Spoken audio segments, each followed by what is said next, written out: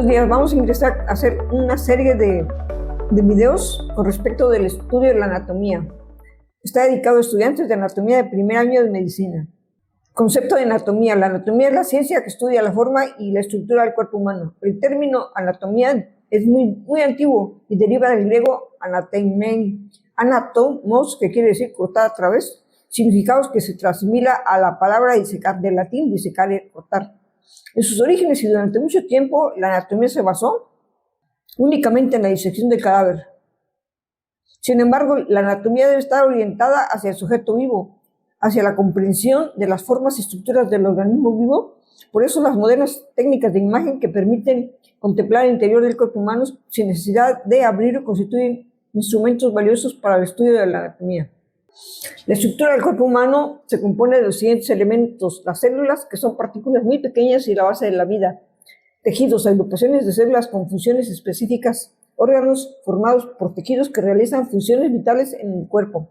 A primera vista, el cuerpo humano está integrado por tres grandes segmentos: la cabeza, donde se encuentran los órganos sensores; la boca y el núcleo nervioso que controla todo el organismo; el cerebro, el tronco, en donde se hallan todos los órganos internos dentro del cuerpo; y extremidades, los distintos miembros articulados que permiten la articulación y manejo de herramientas y la locomoción, y se encuentran articulados tanto al tronco como a la parte inferior de este, en la pelvis. La anatomía descriptiva o anatomía sistemática es la rama de la anatomía que tiene como objetivo caracterizar desde una pequeña perspectiva morfológica el cuerpo animal y humano en términos de la localización, posición, dimensiones, forma, vascularización, inervación, partes y relaciones con sus sistemas de órganos. Es la rama más antigua y más amplia de la anatomía. También es la más fundamental, ya que sin ella las demás ramas de la anatomía carecerían de un marco de referencia y lenguaje comunes. La anatomía, junto con la fisiología, que estudia el funcionamiento del cuerpo, son la base sobre la cual se han desarrollado todas las ciencias médicas. Desde la antigüedad hasta el Renacimiento, en general, se ha dado un reconocimiento de los avances anatómicos de los antiguos egipcios. Fueron grandes embalsamadores y reparadores de momias humanas y animales, lo cual indica que habían desarrollado una buena comprensión de la anatomía, que fue plasmada en el papiro ginecológico de Kahun en 1825 a.C. y en el papiro de Ebers 1500 a.C.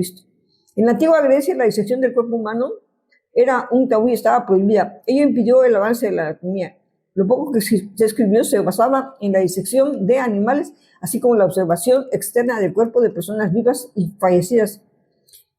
El avances de la anatomía durante la antigua Grecia fue en una época de gran avance por la anatomía. Destacados médicos como Herófilo y Erasístrato llevaron a cabo disecciones humanas y describieron con precisión la estructura de los órganos, el cerebro, el corazón y los pulmones.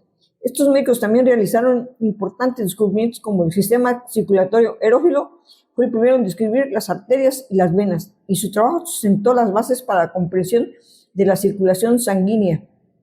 Avances en la anatomía durante la antigua Grecia. Herófilo de Macedonia y la escuela de Alejandría, si bien se suele citar el Renacimiento como el periodo en el cual se inició la disección de cadáveres humanos para su estudio.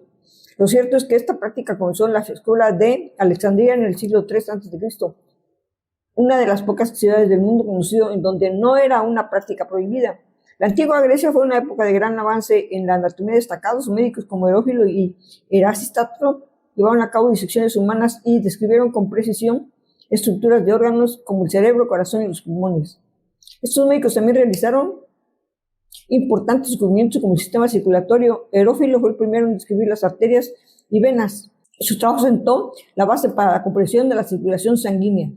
Aportaciones de Herófilo a la anatomía humana. En ese momento la medicina sentaba sus bases sobre cuatro grandes humores: la bilis negra, la flema y la sangre, en donde si cualquiera de ellos se encontraba en desequilibrio, se producían las enfermedades. Hasta sus disecciones, la creencia de que las venas contenían sangre y una mezcla de agua y aire, con su trabajo descubrió que en ellas había sangre, y estudiando su flujo encontró la diferencia entre venas y arterias. A su vez, analizando el flujo, notó que las arterias latían rítmicamente y se les permitió certificar la sincronía que existe entre el pulso y los latidos del corazón, marcando a su vez el estándar para medir el pulso, utilizando para ello un reloj de aguja Su trabajo en las venas le llevó a estudiar el cerebro, descubriendo la posición de los vasos del cerebro, denominándolos en la actualidad como prensa aerófilo y el constituyente venoso de parte posterior de este, que aún se conserva. También fue la primera persona en diferenciar el cerebro y el cerebelo, y analizar los nervios del cráneo y en describir el nervio óptico y el nervio oculomotor. Esto llevó a diseccionar ojos describiendo la perfección y las diferentes secciones de las capas como la córnea, la retina, el iris y la coroides.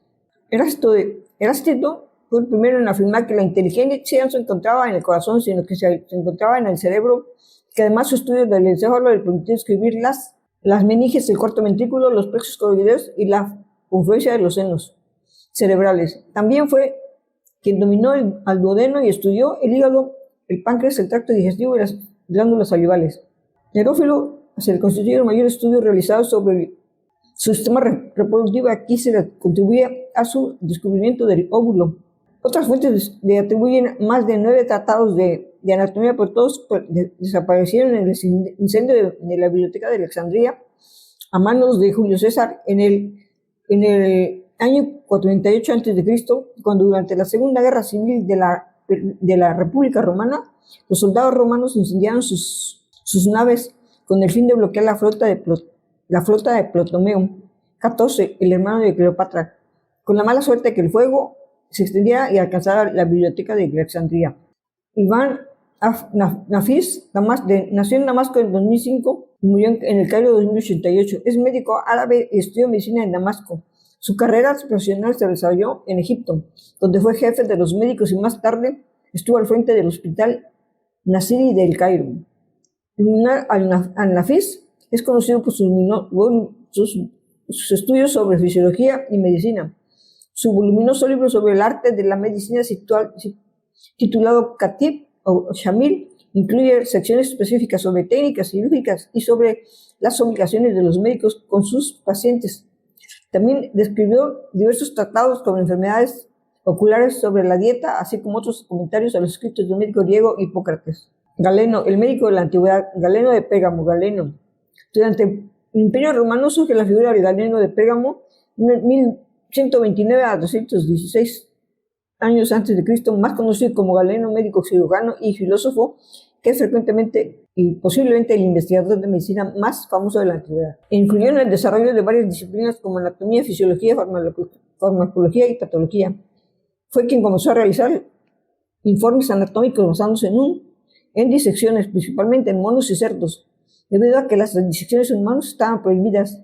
Fue pionero en el estudio de anatomía y si bien su obra contiene muchos errores, su aproximación al funcionamiento del cuerpo humano ha sido bastante fiel, siendo considerado uno de los médicos más importantes de la historia y el primero en hacer descripciones detalladas de diversos órganos y aparatos internos humanos. Sus informes anatómicos fueron la base de medicina durante el siglo 1534, cuando se publicó The Human Corporal Fabric, obra de Andreas Vesalius, considerada como el padre de la anatomía moderna. Andreas Vesalius, o padre de la anatomía moderna, su nombre real en holandés es Andreas van Dessel.